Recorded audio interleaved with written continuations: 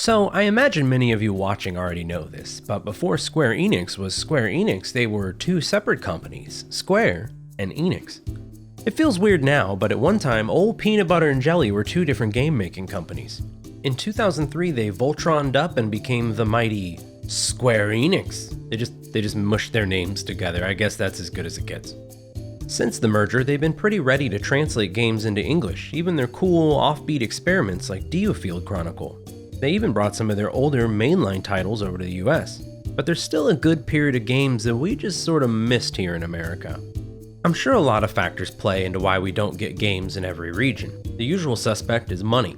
If you're not going to make any, it makes a lot less sense to port a game over. Hey, we even missed whole consoles, but don't worry, we were blessed with Nokia's N-Gage here in America, so it all balances out. Seriously, the N-Gage was a phone, too? Maybe the ugliest phone, but it was a phone. I don't see you ordering pizza with your Game Boy Advance, so checkmate, Nintendo. This is a lot of work to say there was a system called the Satellaview, made by Satellite Digital Audio Broadcast Company that was built as an entire official Nintendo peripheral. And it was weird. Really weird. Now, there's some super great Nintendo hardware specialist YouTubers out there who've probably explained what this thing does better than I ever will, so I'm going to keep it brief. If you hooked this monster modem thing up to the bottom of your Super Famicom, it could connect to a paid satellite service. You then downloaded games off the internet onto little memory cards, which I bet made preserving these games crazy difficult. Booting up the Satellaview, before you can even play the game you downloaded from the service, you boot up the town whose name was stolen. That's right, the menus of this system were also a game, with a charming art style. I can't read any of this, but I love it. I found out after I captured all my footage that there is in fact a fan translation, so if I ever revisit the Satellaview, I'm gonna have to see what's going on with this, because visually, I just love this earthbound aesthetic happening here. Look at this onion fountain, and this building with feet? And this mole? He's a superstar. But when you're ready to play, it's off to this unmarked red house to play your game.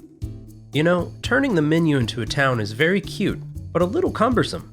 And honestly, that's a pretty good metaphor for this entire peripheral. The Satellaview, as you might have guessed, didn't quite do gangbusters. I think a lot of that has to do with how little third-party support this got, or the third-party games it did get are sort of micro-experiences.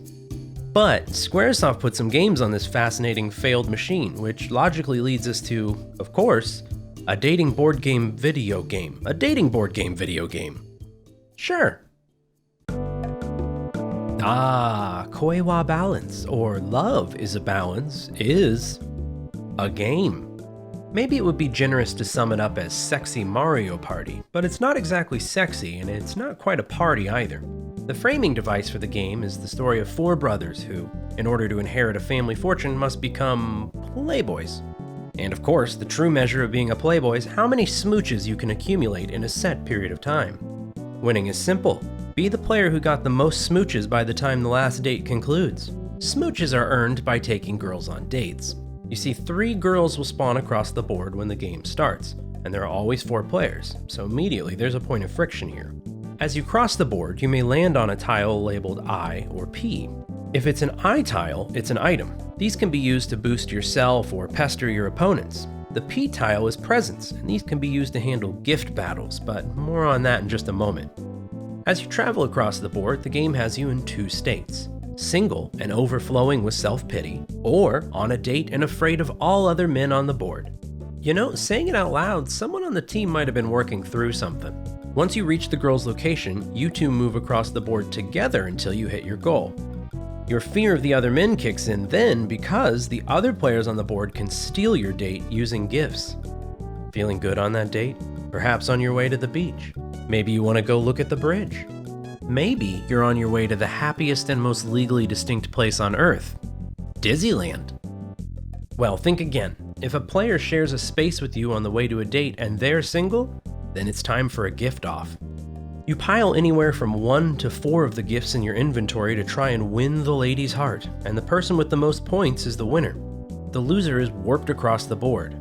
This creates a push and pull of taking the optimal route to the date spot or the long way around to avoid other players. The single players also usually have more gifts because they can activate the blank tiles, which can summon small children or the very sun itself to present you with gifts. Why? because you look so pathetic. Once you make it to your date location, you get the date reward, which is a number of scandalous kisses. Then, that girl is out, and a new lady spawns on the board, and now it's time to try and steal someone else's date or snag the new one. This process repeats until all 12 girls in the cast have gone on dates. Once the last date is up, it's time to tally those kisses. Is that something guys do? Tally kisses? Should I be worried? I don't do this. The real reason this game was made was for pixel art of anime girls. It's all very tame, don't worry, uncover your eyes. In addition to the hot smooches you get when you reach a date, you're also given a great pixel art visual novel style illustration to accompany the date.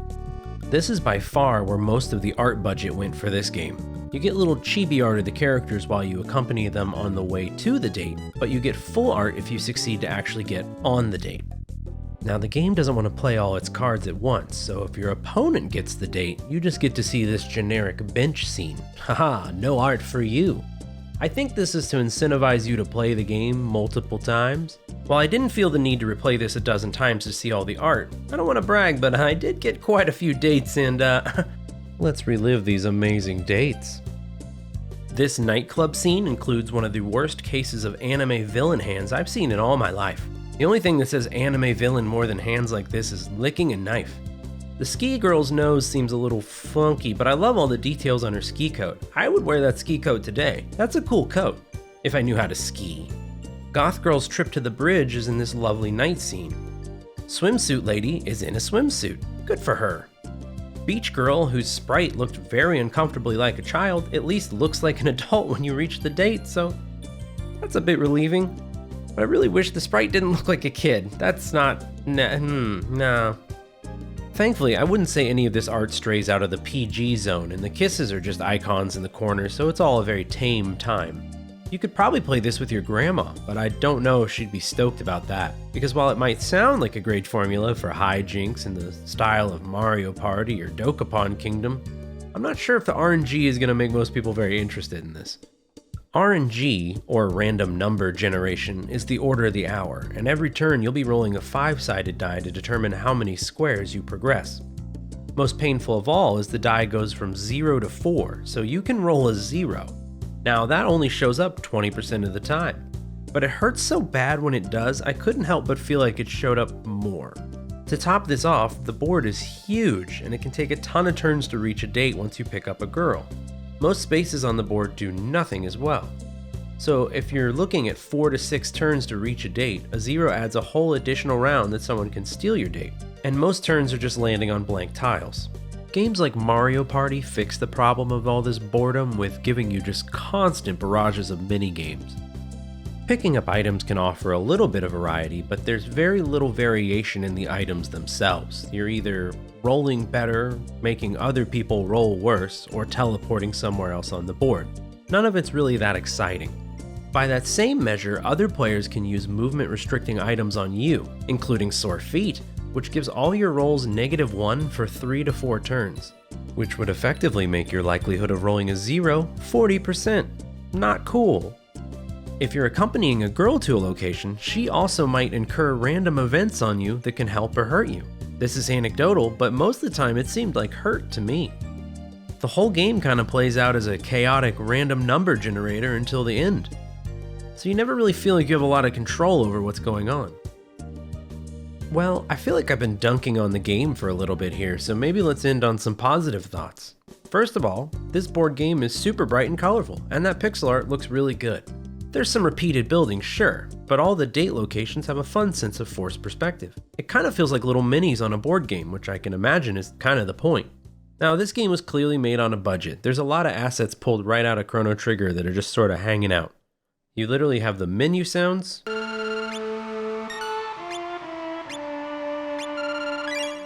Johnny, that guy who could turn into a bike, and Gaspar from Chrono Trigger, and they're all just sort of showing up. And not as themselves either, just as art assets that are reused, but it's kind of charming to see them all here. The dates, while a little tiring, due to the girls just summoning random events while you make your way to them, are pretty charming. Even the random events get their own art, and you can't help but appreciate it a little bit. Here, Kazumi lost her pet ferret like 4 times in a row, firing me wildly across the board as we chased it down. I didn't enjoy getting warped around so wildly when I was so close to my goal, but hey, we gotta find that ferret. It's worth mentioning they do an ugly girl joke that I think is in pretty poor taste, but outside of that, the humor in the game is mostly harmless.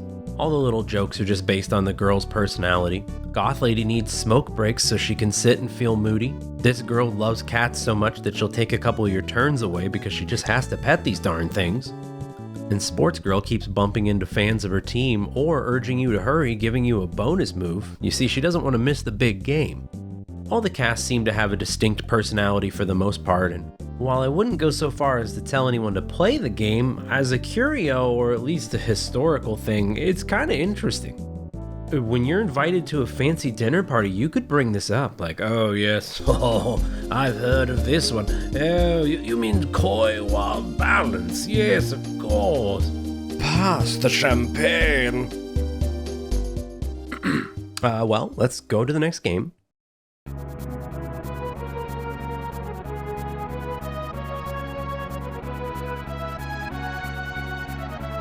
I love that Treasure Conflix exists. After the merger, Squeenix spent a pretty good amount of time taking mostly safe bets. There were the weird experiments, sure, but they doubled down on big franchises and remastering games people already liked. When both companies were solo, they really took some odd shots in the dark though, and I love that. I love a game that tries strange stuff. I played all the way through Moon, so I know a thing or two about enjoying strange games. Moon is openly hostile to the player in parts of the game, while simultaneously showering them with love. And while I lack the critical tools to talk about it here, trust me when I say that it's very unique. Now, this game isn't Moon levels of weird, but it's also very much its own animal. How many other games coin their genre as an aerial dogfighting RPG? That's cool, we need more of whatever that is. In practice, Treasure Conflix is a marriage of adventure game and arcade shoot-'em-up. If it sounds like these things don't necessarily mix in the most organic way possible, you're not entirely wrong. But oddly, by the time the credits rolled, I felt like I had gotten maybe a not cohesive experience, but certainly seen the groundwork for how something like this could succeed if expanded upon. The building blocks were there. The story is very simple and to the point. In the future, unexplored planets are filled with cool treasure hunters, all of whom ooze cool 90s energy. It's a very cool bomber jacket kind of job, and you happen to have the best bomber jacket. You are Voice, a treasure hunter. Voice runs into his friend, Loud. Seems like they were going for some kind of motif here, but I can't put my finger on it. Now, Voice and Loud meet and are hired by a mysterious contact to find a powerful artifact that has gone missing. This sets the game's relatively minimal story into motion. You'll be journeying across this alien planet doing one of three things: flying across the map in Mode 7 graphics looking for treasure, visiting a settlement to inquire about treasure, or doing one of the game's set combat instances. So you'll be doing either treasure or conflicts. Oh, see what they did there? Treasure Conflix is a little unremarkable when you just look at the map. I mean, sure, this island looks like a dog, but the interiors are where the game's setting has the most personality. Everything in a settlement is a little dingy, little amber in hue, like it's always sunset. Have you ever seen some of the more amber shots in Blade Runner? Kinda like that. Look at this shot. Clearly, Blade Runner owes Treasure Conflix a royalty check. Was Treasure Conflix an influence on director Denis Villeneuve?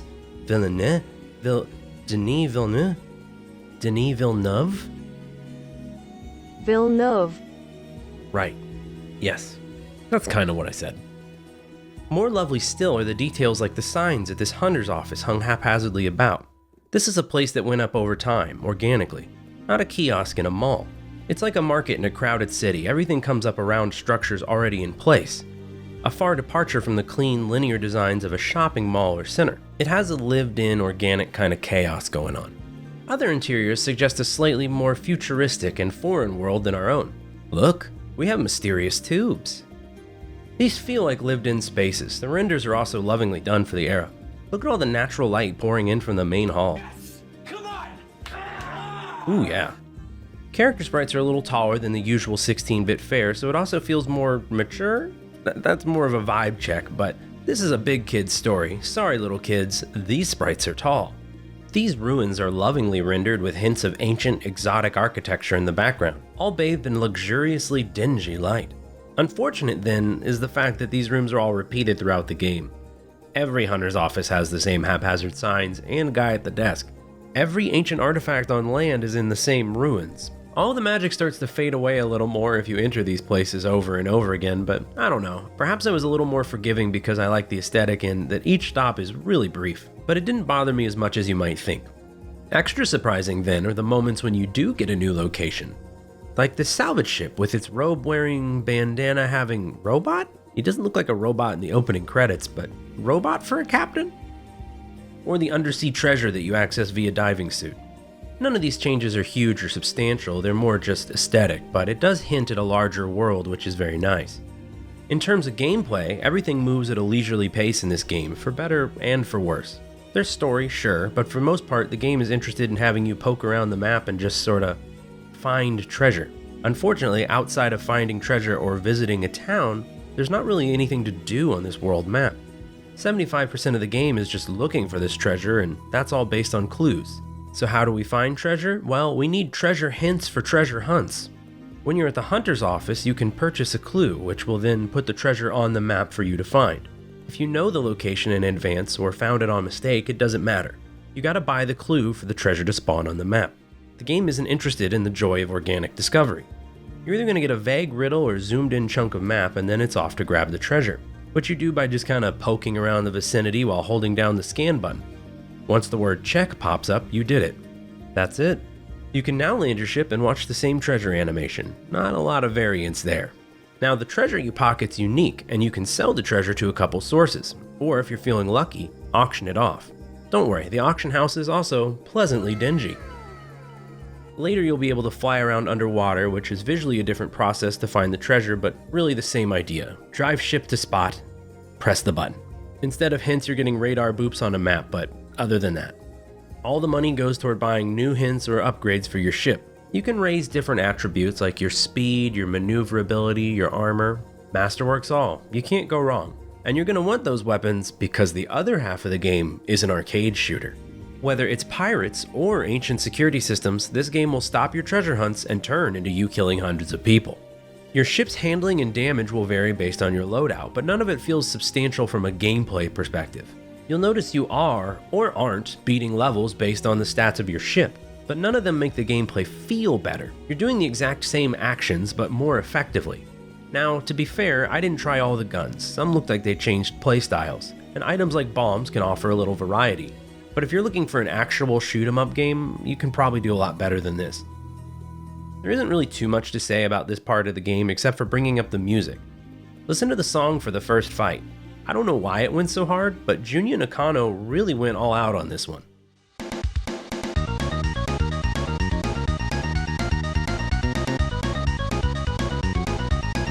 While the game has a limited number of tracks, they're all really good. Mr. Nakano seems best known as the composer for Threads of Fate, a game which I haven't played and almost forgot about.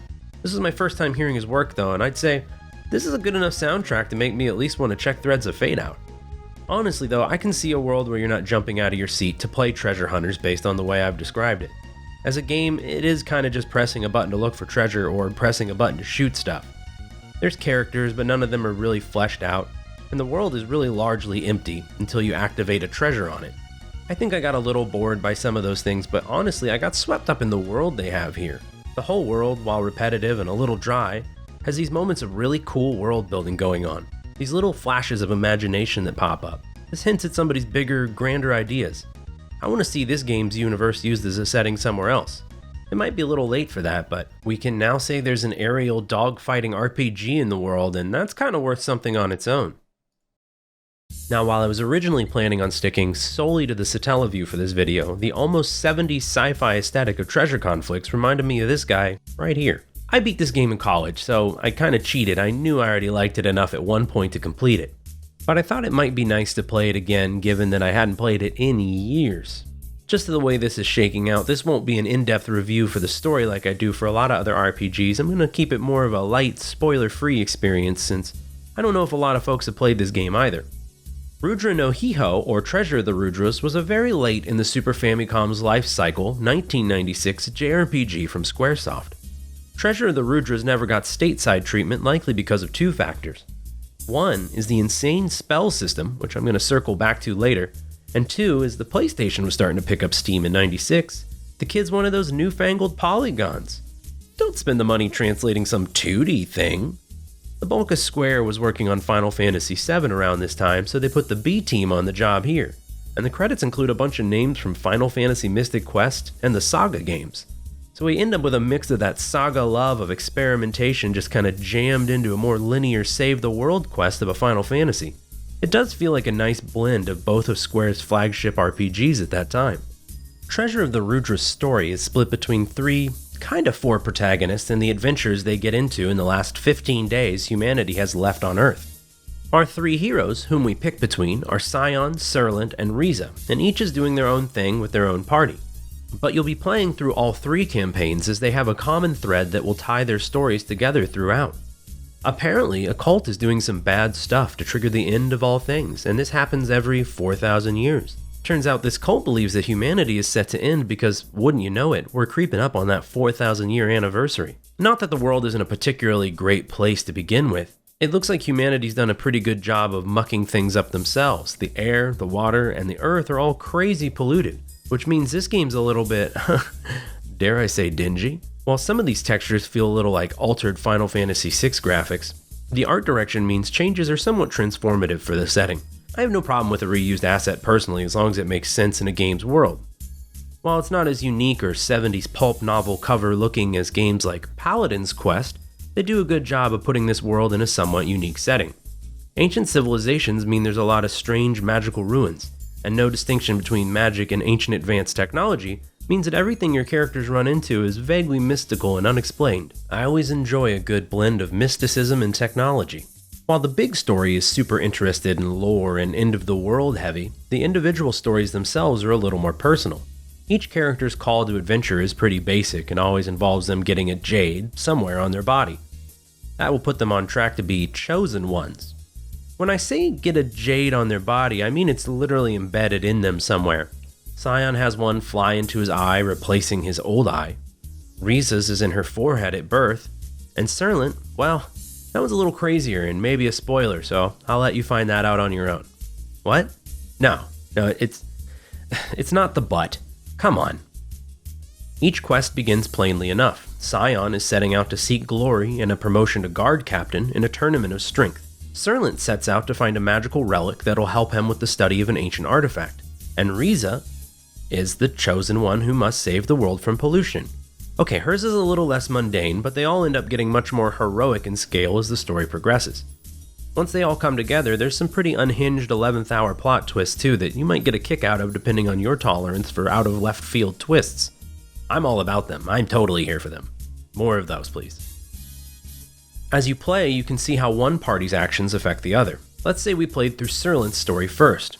Very early on, Surlant drops an ancient technological grail with the spirit of a demon in it. And apparently, dropping an ancient technological grail with the spirit of a demon in it starts the rain. Well, if you switch to Scion, his story starts with him climbing a spooky tower. So when it starts raining, Scion will have no idea why, but you, the player, if you've done Surlant's story, get to know. It's kind of like a fun little secret. Something about this is strangely satisfying. And it works in the reverse as well. Knowing context or getting to find out context are both pretty exciting.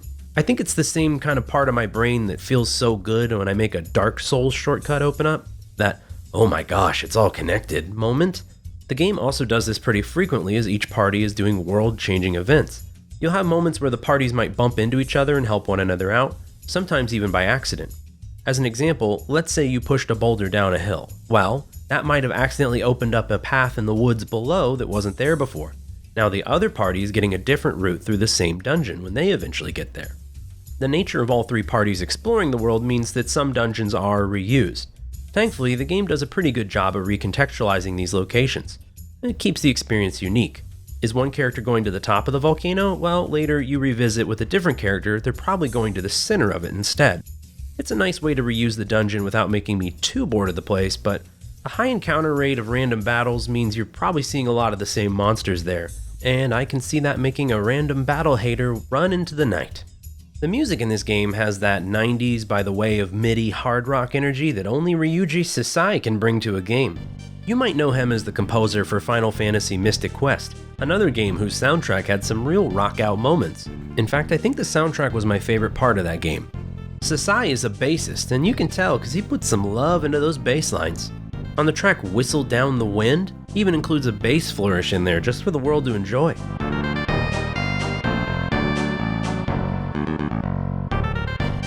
Most of the tracks suit the game very well and fit their given scene no problem.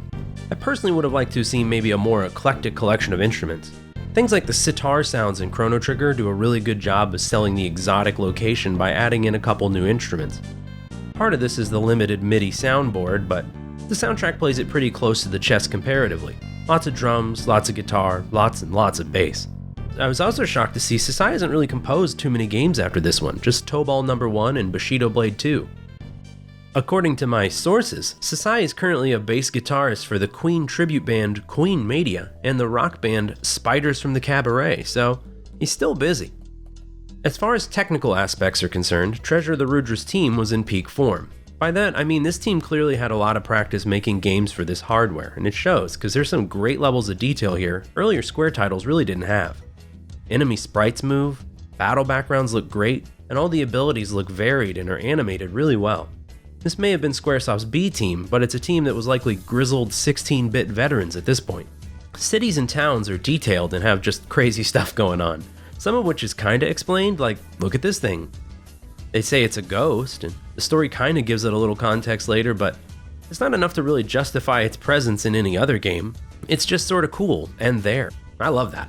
Some of that might be thanks to concept artist Keita Amemiya working on the game.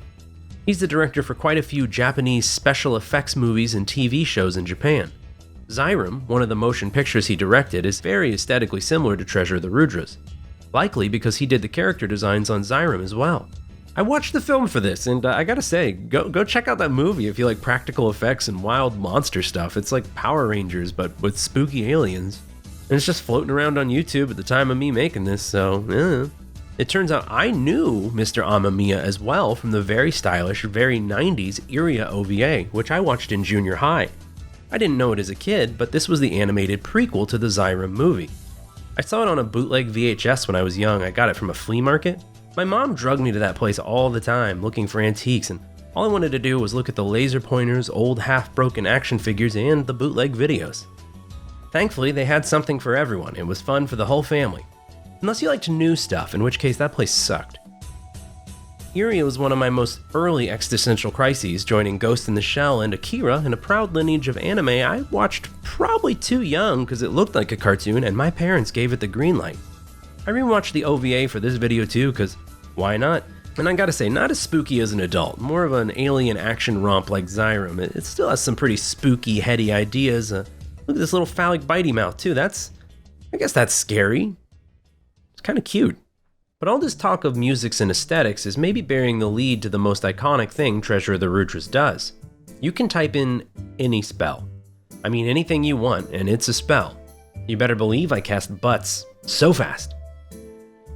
In this game, spells are called mantras, which is apropos because they're basically built out of syllables. The mantra system is really fun, and that's good news because largely the battle system is very plain outside of spells. Each side will get a turn, and then you pick your moves, and you do that, and then somebody's dead. Repeat. Classic JRPG fare. The mantra system then has to do a lot of lifting to keep things fresh. It does this by drip feeding you spells and clues about your spells. You can write whatever you want, but if you want an effective and balanced spellbook, you'll need to find the most powerful and efficient words. So while you can type anything, those spells tend to cost too much or do the same effect or do little in the way of being good at all. You learn new phrases in chests, from bartenders who seem to name all their cocktails after very effective mantras, seeing an enemy cast one, or through experimentation based on what you learned. It gets even crazier when you realize each party is keeping their own individual spellbook. So as an example, let's say Scion has Lef in his starting spellbook. That's a quality heal spell. Well, you better write that down on a notepad because Serlant doesn't have that one. He does have the fire spell Ig and Igna, which is the multi-target version of that. That means that NA can be added to Lef and turn it into a multi-target heal spell.